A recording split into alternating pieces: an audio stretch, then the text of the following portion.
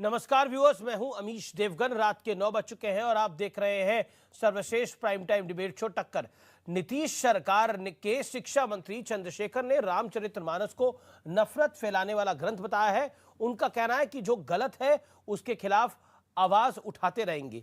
इससे पहले राष्ट्रीय जनता दल के ही प्रदेश अध्यक्ष जगदानंद सिंह ने कहा था कि अयोध्या में नफरत की जमीन पर राम मंदिर का निर्माण किया जा रहा है। ऐसे में सवाल खड़ा होता है कि बार बार हिंदू आस्था को निशाना बनाकर क्या सियासी प्रयोग किया जा रहा है। आज इसी मुद्दे पर होगी जोरदार टक्कर सीएनबीसी आवाज पर। हे राम कितना अज्ञान, आज टक्कर के गुरुवार एडिशन में, थर्सडे एडिशन में इसी की बात होगी। नीच जाति के लोग शिक्षा ग्रहण करके जहरीला हो जाते हैं, जैसा कि सांप दूध पीने के बाद होता है। इसी चीज को कोट करके बाबा साहब अम्बेडकर ने दुनिया के लोगों को बताया, ये जो ग्रंथ हैं नफरत को बोने वाले, एक युग में मनुस्मृति, दूसरे युग में रामचरितमानस, तीसरे युग में ये दुनिया को हमारे देश को, समाज को नफरत में बांटती है।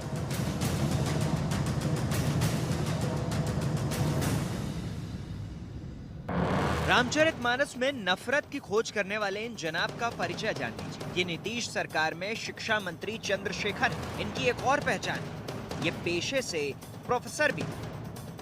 अज्ञानी ही इस बात को इस प्रकार से कह सकता है, उनको ज्ञान सीखने की जरूरत है। तो ऐसे मंत्री को एक मिनट भी मंत्री पद पर रहने का अधिकार नहीं, इनको बर्खास्त करना चाहिए। बहुत ही बेशरम बयान है।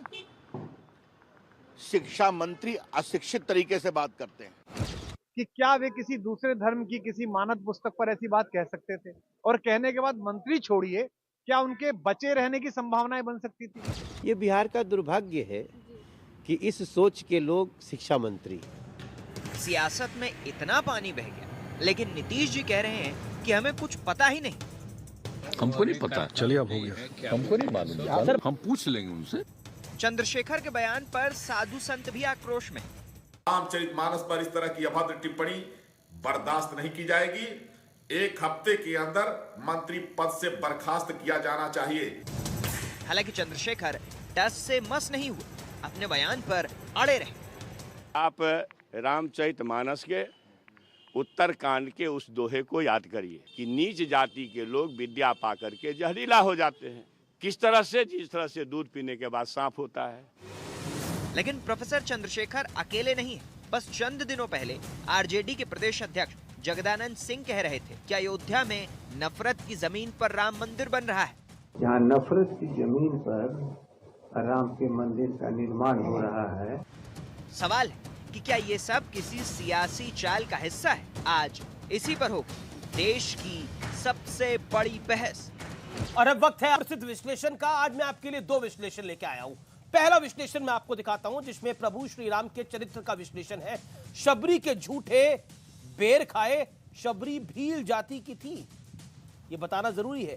केवट से मित्रता की, केवट से मित्रता की, केवट निषाद थे। सुग्रीव के लिए न्याय की लड़ाई लड़ी जो कि वानर कुल के थे, और विभीषण को लंका का अधिपति बनाया, यानी राजा बनाया, और वो राक्षस कुल के थे। तो ऐसे थे श्री राम जो भील, निषाद, वानर और राक्षसों को भी गले लगाते थे और उनको साथ लेके चलते थे। बड़ा सवाल, जो राम सबके थे उन पर लिखे महाकाव्य में नफरत क्यों? यह पहला विश्लेषण हुआ। और दूसरा विश्लेषण शब्दों का विश्लेषण है, बयानों का विश्लेषण है, श्री राम से नफरत वाली सोच का विश्लेषण। यह चंद्रशेखर है, शिक्षा मंत्री बिहार। रामचरितमानस समाज में नफरत फैलाने वाला ग्रंथ है, किसी और ग्रंथ के लिए ऐसी बात ये कर नहीं सकते। ये टॉलरेंस है एक समाज की, ये बात करके भी निकल जाते हैं। इनको मंत्री पद से हटाना पड़ेगा नीतीश बाबू को। जगदानंद सिंह, प्रदेश अध्यक्ष आरजेडी के, अयोध्या में नफरत की जमीन पर राम के मंदिर का निर्माण हो रहा है, और इस पे बड़ा सवाल यह है क्या सियासी एजेंडे के तहत श्री राम पर दुष्प्रचार लगातार किया जा रहा है, और राष्ट्रीय जनता दल इस पर सबसे आगे है। मेरे साथ बात करने के लिए, चर्चा करने के लिए मृत्युंजय तिवारी जुड़ रहे हैं। आरजेडी के नेता प्रवक्ता उदित राज हैं, फॉर्मर मेंबर ऑफ पार्लियामेंट। मेरे साथ गौरव भाटिया है, सुप्रीम कोर्ट के एडवोकेट हैं, बीजेपी के प्रवक्ता हैं। मेरे साथ इस चर्चा में जुड़ रहे हैं आज के दिन मौलाना साजिद रशीदी, उनका अभिनंदन है। मेरे साथ मृत्युंजय तिवारी हैं, आरजेडी के नेता, उनका अभिनंदन है। मेरे साथ इस चर्चा में जुड़ रहे हैं माधव आनंद, उनका स्वागत है। जेडीयू के प्रवक्ता हैं मेरे साथ सैयद रिजवान है, उनका स्वागत है, जो कि पेशे से वकील हैं और अपनी बात को रखते हैं। आपका भी स्वागत है इस चर्चा के अंदर। मैं इस चर्चा की शुरुआत करता हूं और मृत्युंजय तिवारी आपको देना चाहता हूं 50 सेकंड। मृत्युंजय जी, आवाज तो मिल रही है आपको? जी मिल रही है। सवाल बिल्कुल सीधा है और मैं इसका बिल्कुल सीधा जवाब चाहता हूं। आपके मंत्री, बिहार सरकार में मंत्री, नीतीश बाबू के मंत्री, आरजेडी के कद्दावर नेता को रामचरितमानस में नफरत दिख रही है। उसका आधा अधूरा ज्ञान लिखकर, बोलकर वो क्या बताना चाहते हैं, वो भी एक यूनिवर्सिटी के कार्यक्रम में? देखिए अमीश जी, ये माननीय शिक्षा मंत्री जी के जिस बयान को लेकर इतना हाई तौबा मचाया जा रहा है, उनका कहने का संदर्भ कुछ और रहा है। उनका निजी बयान है, हम सभी धर्मों के ग्रंथों का सम्मान करते हैं, हमारी पार्टी करती है। एक सेकंड रुकना पड़ेगा। आपने बोला उनके बयान को लेकर हाय तौबा मचाया जा रहा है। एक बात का जवाब दीजिए मृत्युंजय बाबू, रामचरितमानस का पवित्र ग्रंथ मेरे हाथ में है, इस ग्रंथ में नफरत है, इस मेरे ग्रंथ में नफरत है, और आप कह रहे हैं कि ये हाय तौबा मचाया जा रहा है।